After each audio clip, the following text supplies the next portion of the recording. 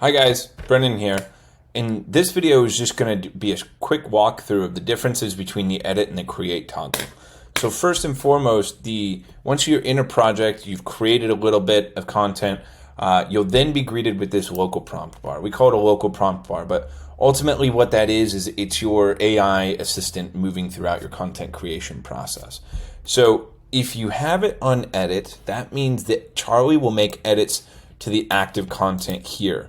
But important to note, he will override this card. So any edits that you make will ultimately override this card. So if you don't want to override the card, but instead you want to use some of this information to create net new, you would simply click create. So what might be the difference between these two functionalities here?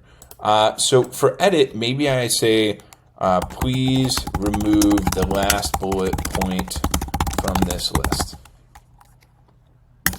So Charlie will go ahead and make that removal himself. You could also use this to delete a paragraph. You could use this to expand the length of a blog. You could use this to cut down a blog. You could use this to reduce the length of tweets. You could expand the length of a post.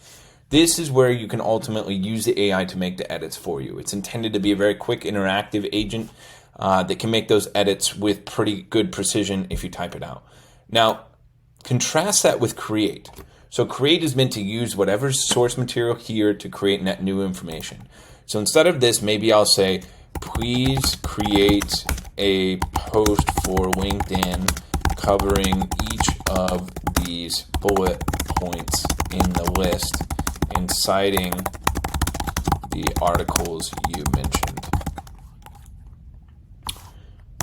So what Charlie's doing now is using that same information that we gave him or created using his research and taking that to create net new materials. So this is great if you recall content repurposing.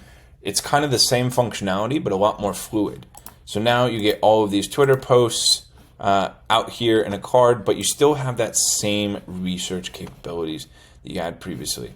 So remember, edit is to overwrite and make adjustments to the active content.